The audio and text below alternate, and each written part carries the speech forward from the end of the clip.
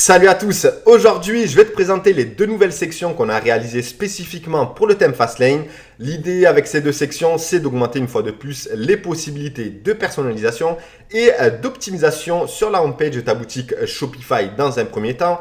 Et enfin sur tous les types de pages de ta boutique, notamment grâce à l'application Fastlane Editor. Mais on a décidé avec toute la team de les ajouter un peu plus tard dans celle-ci, tout simplement parce qu'une update va sortir prochainement et qui concerne l'intégration de templates directement sur la homepage, autrement dit la page d'accueil de ta boutique. Je sais que c'est une update qui est très attendue de la part de la communauté et c'est pour cette raison qu'on va la privilégier à ces deux sections, mais bien évidemment, elles seront intégrées, c'est une évidence.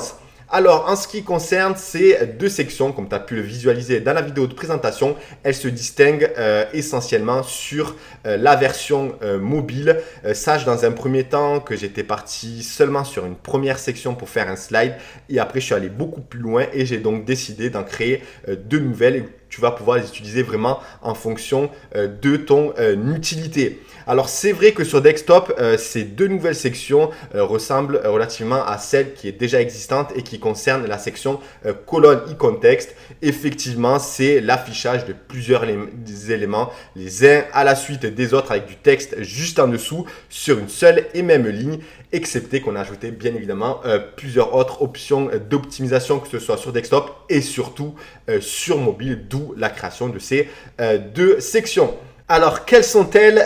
La première se nomme Icon Slider No Truncate et la seconde Icon Slider Truncate. Donc, on va voir rapidement ensemble sur la version mobile qu'est-ce qui les différencie concrètement l'une de l'autre. Donc, déjà, on peut visualiser la section déjà existante dans Fastlane qui est la section colonne e-context. Donc, elle consiste à afficher les éléments les uns à la suite des autres, que ce soit sur desktop ou encore sur mobile. Et ici, on les a deux par ligne. Donc, cette section, selon moi, reste très intéressante car elle permet au prospect de lire tous les éléments d'une traite. Donc, on va continuer à scroller et on va retrouver donc la première nouvelle section qui est donc Icon Slider No Truncate. Donc, elle consiste à afficher chaque élément de la section en pleine largeur sur mobile et de donner la possibilité au prospect de swiper avec le doigt de la gauche vers la droite et de la droite vers la gauche. Il peut également le faire grâce aux flèches qui se trouvent autour et également avec les cercles qui se trouvent juste en dessous. Mais généralement, ils servent à indiquer au prospect qu'il a la possibilité de swiper. Donc, bien évidemment, de ton côté, tu peux activer soit les flèches, soit les cercles ou bien les deux, comme tu peux le visualiser à ton écran. Et ensuite, on va continuer à scroller et on va retrouver donc la section Icon Slider Truncate. Donc, celle-ci est basée sur le même fonctionnement que la précédente, excepté que les éléments qui précèdent et suivent l'élément central sont troqués. On va dire que ça donne une sorte d'aperçu des éléments qui se trouvent autour de l'élément central et incite donc davantage le prospect à swiper. Donc, tu as deux versions sur mobile. Tu as la première donc, où l'élément est en pleine largeur et ici où il y a les éléments autour tronqués. Donc voilà en ce qui concerne ces deux nouvelles sections. Sache qu'elles sont extrêmement intéressantes, tout comme finalement la section existante colonne e-context, car elles peuvent être utilisées pour de nombreux besoins. Par exemple, je vais en citer que deux. Par exemple, tu aurais pu très bien intégrer ici les 5 bénéfices du produit en question, ou bien tu aurais pu afficher les logos de presse qui parlent de ta marque, etc. etc. Donc, les possibilités sont très nombreuses. Donc, c'est parti, je vais t'expliquer tout ça en détail.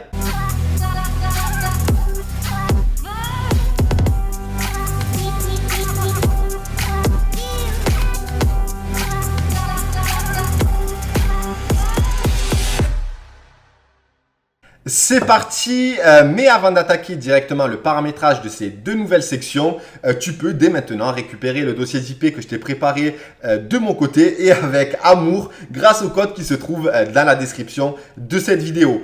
Alors, qu'est-ce que contient concrètement le dossier zippé? D'une part, tu vas pouvoir retrouver donc les images en format PNG que j'ai généré grâce au montage Photoshop qui se trouve également dans le dossier. Donc, dans ce fichier Photoshop, tu vas retrouver tous les calques que j'ai réalisés moi de mon côté pour ces deux nouvelles sections. Donc, j'ai retravaillé quelques icônes. Grâce à ce montage, tu auras également les dimensions déjà intégrés, donc qui sont de 500 x 354. Aussi, tu remarqueras que les images, ou du moins les icônes en format PNG, sont vraiment optimisées, je crois 15KO, 10KO, etc. Donc, fais en sorte de ton côté à ce qu'elles soient également. Donc, utilise des vectoriels simples et ne dépasse pas les deux couleurs. Et généralement, tu finiras avec une image PNG très optimisée, même si, et comme je le répète déjà dans plusieurs vidéos, je te recommande clairement le format SVG. Et même à la base, je ne voulais communiquer uniquement le dossier Illustrator avec les images en format SVG pour te pousser encore plus vers ce format-là. Même si, attention, il y a de très belles choses à faire avec le PNG, il n'y a aucun problème. Mais sincèrement, le format SVG, il est vraiment optimisé pour le web et surtout, la qualité reste optimale, peu importe la résolution de l'écran de ton prospect, ce qui n'est pas négligeable. Donc, tu retrouveras également donc, dans le dossier SVG Images toutes les images en format SVG que j'ai réalisé de mon côté, ainsi que le montage avec le logiciel de design Adobe Illustrator. Donc, si jamais tu utilises ce montage, et ce que je te recommande si jamais tu veux réaliser des icônes en format SVG, donc déjà j'ai gardé les mêmes dimensions que le montage Photoshop, et aussi lorsque tu exportes en format SVG, supprime tous les autres calques vides pour simplifier au maximum le document. Et après, voilà, j'explique déjà tout ça dans une des vidéos sur ma chaîne YouTube. Aussi, et parce que c'est vraiment extrêmement important en 2021, ça l'était déjà en 2020, je veux vraiment te pousser à créer des icônes, des visuels, des vectoriels, peu importe, unique pour te différencier vraiment de la concurrence et surtout crédibiliser ta boutique aux yeux des prospects et quitter, tu sais, un peu le paysage de dropshipping. Beaucoup encore d'entre vous utilisent des images, des icônes par exemple de la boutique Demo UI. Quand on le voit une fois, deux fois, trois fois, à un moment donné, il faut arrêter. Il faut vraiment que de votre côté, vous fassiez l'effort. Si vous ne savez pas le faire, déléguez-le, mais faites et réaliser des visuels, des vectoriels, des icônes propres à la thématique de votre boutique, à votre audience, etc. Essayez d'avoir une boutique unique. C'est ce qui fera vraiment la différence, parce que je vais vous prendre un exemple tout bête. Imaginons que voilà, il y a un prospect qui arrive sur votre boutique, qui est vraiment intéressé par votre produit, il a envie de l'acheter. Et bien, s'il a déjà eu une mauvaise expérience, une ou deux ou trois boutiques qui avaient déjà les mêmes icônes, par exemple dans le footer ou dans d'autres éléments clés, tu sais, de ta boutique, dans le cart side, etc. Et bien, forcément, il va être un peu plus réticent à passer commande. Donc moi, de mon côté, je change tout. Je change les vectoriels du cart slide, des éléments de ma boutique, de mon contenu, du footer, etc. Et d'ailleurs, j'ai déjà partagé des résultats, notamment avec Checkoutix, etc. Et j'ai des très bons taux de conversion. Après, bien évidemment, il y a toute une stratégie marketing à mettre en place, faire du testing, etc. Mais encore une fois, il ne faut pas se leurrer, arrêter de copier, de pompier les icônes des autres, etc. Ça marche, ça fonctionnera toujours, mais tu ne vas pas pouvoir optimiser le taux de conversion de ta boutique en faisant ainsi. Voilà, donc ça c'était en aparté, car c'est vraiment important. J'ai envie que vous démarriez bien l'année 2021, surtout que nous de notre côté, avec notamment l'application Fastlane Editor, vous pouvez vraiment réaliser des pages de vente. Voilà, on me fait tourner déjà pas mal de choses, je vois de très très belles choses et sincèrement, ça fait extrêmement plaisir. Je vois vraiment une amélioration, une évolution dans la création des boutiques, et ça fait vraiment plaisir. Donc maintenant, on va se diriger vers les deux nouvelles sections. Comme tu peux le remarquer également pour les fichiers en format SVG 2KO, 1KO, tu vois, c'est vraiment hyper light, et en plus la qualité, elle reste inchangée, peu importe encore une fois la résolution de l'écran. Donc c'est parti, on va se rendre donc dans la section icône slider no truncate. Donc ici, tu vas retrouver les 5 images sources. Donc dans ces images, tu vas pouvoir tout d'abord soit intégrer l'image en format SVG, donc tu copies et tu colles le code. Encore une fois, j'ai déjà réalisé une vidéo à ce sujet, donc n'hésitez pas aussi à changer l'ID du SVG. Et si jamais tu utilises le PNG, utilise le montage Photoshop que je te communique et exporte les icônes depuis ce montage, car d'une part tu auras les dimensions et tu auras aussi des espacements en haut et en bas. Si tu respectes bien comme c'est indiqué ici, tout sera parfaitement optimisé au niveau de l'affichage, que ce soit sur desktop ou encore sur mobile. Donc là, c'est SVG. Ici, donc c'est le PNG. Rien d'exceptionnel. Ensuite, tu peux intégrer donc un titre. Ici, c'est plus 13 500 clients satisfaits. Donc V2. Car d'ailleurs, j'aurais dû mettre V1. Bref, je vais le changer après. Ensuite, tu peux changer la couleur du titre ici. Ensuite, l'épaisseur. Tu peux également ajouter un texte. Moi, le titre suffisait, donc je n'ai pas intégré de texte. Et enfin, tu peux bien évidemment changer également la couleur et l'épaisseur du texte en question. Donc ça, c'est vraiment le paramétrage par bloc. Donc image et texte et personnalisation. Donc ça, c'est la première chose. Ensuite, tu vas faire de la même façon sur tous les blocs. Par défaut, lorsque tu ajoutes une nouvelle section, donc Icon Slider, No Truncate, tu as déjà les 5 éléments. Sincèrement, pour ce type de section, le mieux, c'est d'avoir minimum 3 blocs et maximum 5 après. Voilà, nous, on l'a vraiment optimisé pour ce genre de réglage. Donc, respectez ça. De toute façon, ce genre de bloc, c'est souvent pour intégrer au moins 3, 4, 5 éléments. Sinon, ça ne sert pas à grand chose. Ensuite, et comme pour toutes les sections, tu peux activer sur toute la largeur la section, ce qui est le cas ici. Tu peux également activer la rotation automatique du slide et décider également de sa durée. Ensuite, le slide options que je vous avais dit, donc je vais retourner sur la version mobile. Là, j'ai activé donc les cercles et les flèches. Donc, tu peux également activer uniquement les petits cercles en dessous, donc pour clairement dire au prospect qu'il peut swiper avec son doigt, ou bien les flèches également qui indiquent que tu peux swiper les différents éléments qu'il trouvera dans cette section. Donc ça, c'est vraiment comme vous le souhaitez, et c'est d'ailleurs pour cette raison que je les ai ajoutés dans cette section. À la base, on ne devait faire que les petits cercles, mais voilà. Je veux vraiment que vous puissiez, vous, de votre côté, optimiser au maximum et personnaliser en fonction de la thématique, du produit, etc. que vous allez mettre dans votre boutique. Ensuite, d'autres types. Donc, vous avez le rond et vous avez également le square. J'ai décidé aussi de mettre une autre petite formule pour que ce soit plus sympa. Donc là, c'est le script Shopify. Donc ça, hop. Donc ça, il faut enregistrer et recharger, car là, c'est tout simplement l'éditeur qui bloque le script. Bien évidemment, sur la boutique, il n'y aura aucun problème. Donc, imaginons que j'enregistre juste pour que vous puissiez visualiser également de votre côté le rendu final si jamais on met l'affichage carré. Ensuite, tu peux également changer la couleur des cercles et des squares. Donc là, ici, c'est le type square. Donc, on va réafficher la partie mobile et tu vas voir que c'est en carré. Donc, tu peux changer la couleur, la bordure, la couleur également qui est active, qui représente donc le premier élément du slider.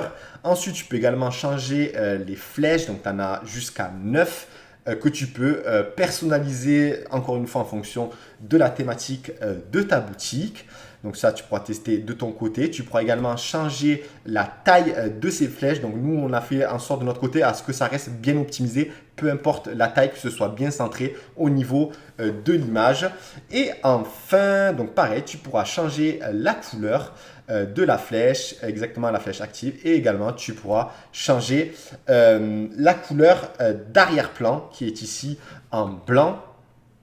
Ensuite, tu pourras bien évidemment changer le titre qui est en H2 ici. Tu pourras également le supprimer si jamais tu ne veux pas en intégrer. Tu vas pouvoir changer la couleur. Donc ici, par défaut, j'ai intégré le H2. Mais généralement, une section comme celle-ci qui se trouve en milieu de page, généralement, c'est le H2 qui est privilégié. Donc n'hésitez pas à intégrer des mots-clés qui sont en adéquation avec la requête sur laquelle vous voulez positionner votre page. C'est toujours intéressant de le faire. Et ensuite, tu peux également changer donc, la taille du titre sur desktop, sur mobile.